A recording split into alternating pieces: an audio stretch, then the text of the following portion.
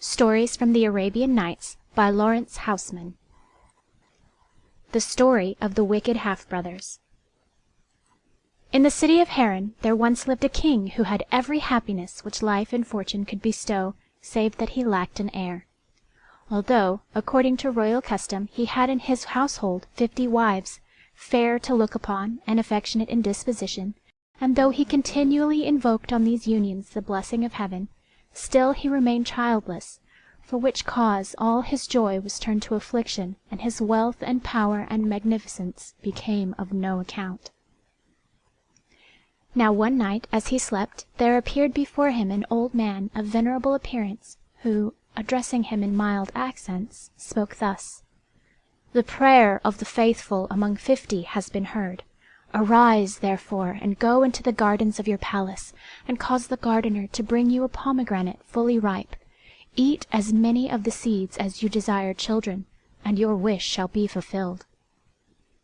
Immediately upon awaking, the king remembered the dream, and going down into the gardens of the palace, he took 50 pomegranate seeds, and counting them one by one, ate them all.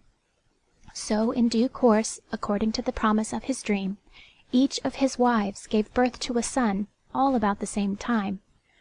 To this, however, there was an exception, for one of the 50, whose name was Perose, the fairest and the most honorably born, she alone, as time went on, showed no sign of that which was expected of her.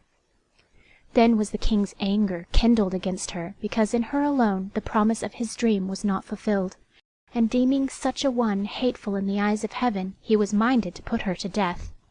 His vizier, however, dissuaded him. "Time alone can show," said he, "whether her demerits are so great as you now suppose. Let her go back to her own people and remain in banishment until the will of heaven shall declare itself, and if within due time she give birth to a son, then she can return to you with all honor." So the king did as his vizier advised, and sent Perose back to her own country, to the court of the Prince of Samaria, and there before long she who had seemed barren had the joy of becoming a mother, and gave birth to a son, whom she named Codadad, that is to say, the gift of God. Nevertheless, because the king of Harran had put upon her so public a disgrace, the Prince of Samaria would send no word to him of the event.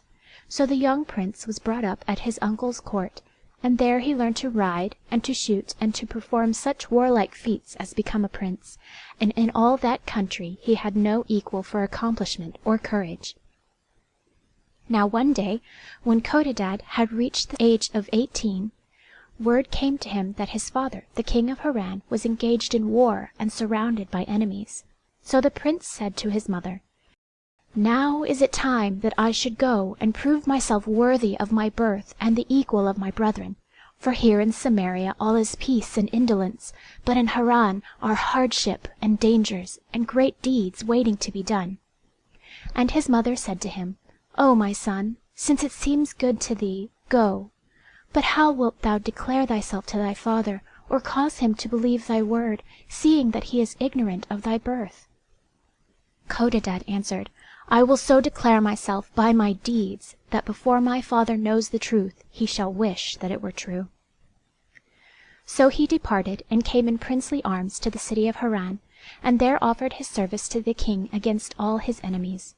Now no sooner had the king looked upon the youth than his heart was drawn toward him because of his beauty and the secret ties of blood.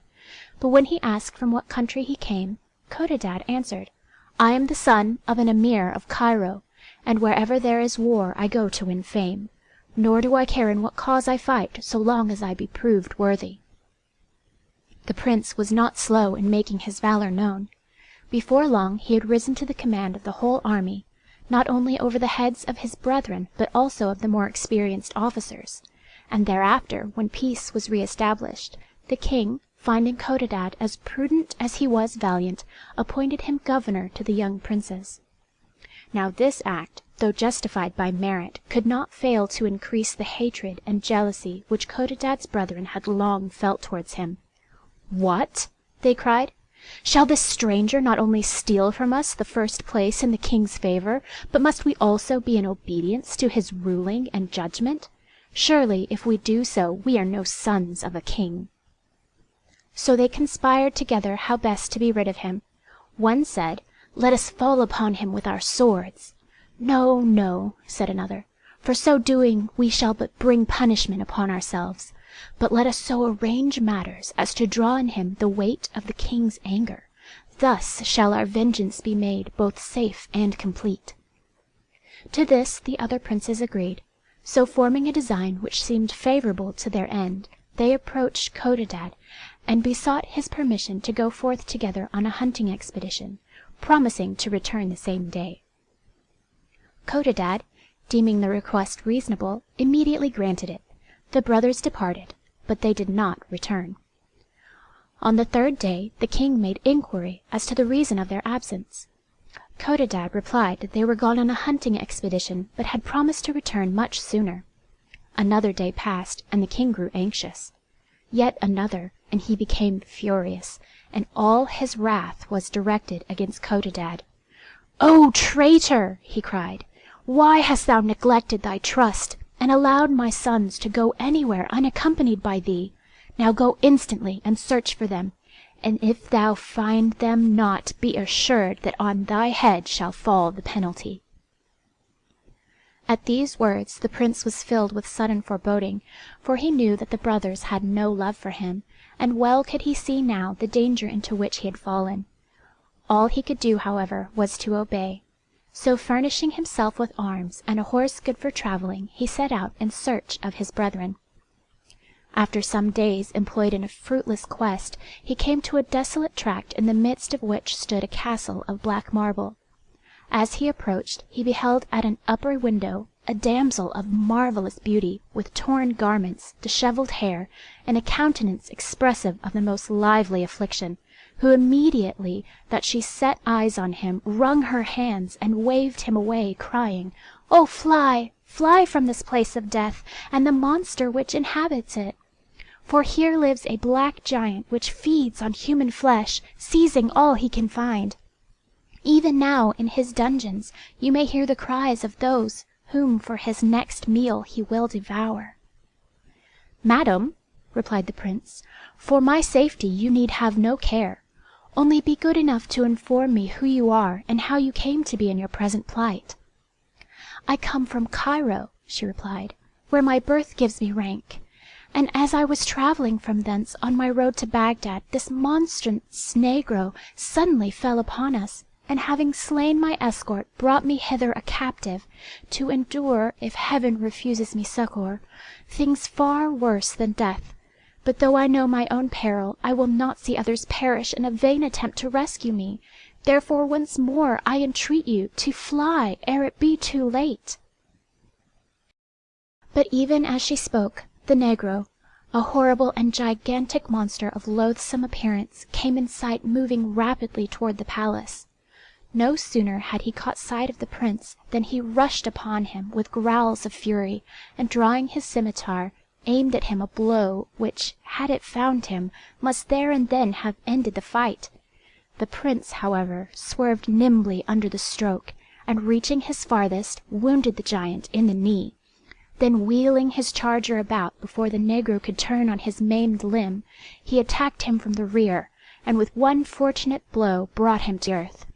Instantly, before the giant could gather up his huge length and regain his vantage, Codadad spurred forward and with a single sweep of his sword smote off his head. Meanwhile, all breathless above, the lady had leaned watching the contest. Now, seeing that victory was secured, she gave free vent to her joy and gratitude. "O Prince of Men!" she cried, "now is revealed to me the high rank to which thou wast born. Finish then thy work. Take from the girdle of yonder wretch the keys of the castle, and come quickly to the release of me and my fellow prisoners." The prince did according to her directions. As he opened the gates and entered the forecourt, the lady advanced to meet him, ready, had he permitted it, to throw herself in gratitude at his feet. And now, as he beheld near at hand the beauty which had charmed him from a distance, Codadad realized how great had been his fortune, and with his whole heart rejoiced at the deliverance of one in whose nature so much virtue and grace seemed blended. But while he was thus lost in the contemplation of her loveliness, there arose from the basement of the castle a dreadful sound of crying and lamentation. "What is that?" inquired the prince. "It is the cry of the prisoners," replied the lady, "to whom, I doubt not, the opening of the gates has betokened the monster's return. Come, therefore, quickly, and relieve them of their misery." And so saying, she pointed to the door which led to the place of confinement. Thither, accompanied by the lady, went Codadad with all speed. Descending by a dark stair, he came upon a vast cavern, dimly lighted, around the walls of which 100 prisoners lay chained. Instantly he set to work to loose their bonds, informing them at the same time of the death of their captor, and of their freedom from all further danger. At these unexpected tidings, the captives raised a cry of joy and thanksgiving. But great as was their surprise at such unlooked-for deliverance, greater still was that of the prince when, on bringing them to the light, he discovered that 49 of the 100 whom he had released were his own brethren. The princes received the cordial embraces of their deliverer with little embarrassment, for the disaster into which they had fallen had caused them almost entirely to forget their original intent. Satisfied with expressing in proper terms their obligation and gratitude toward Codadad, they now joined eagerly in his survey of the castle. There upon examination they found an extraordinary variety and wealth of booty, consisting for the most part of merchandise which the negro had pillaged from passing caravans, some of it actually belonging to those whom Codadad had so recently rescued. The prince accordingly ordered the merchants each to take what he recognized as his own, and this being done, he divided the rest equally between them.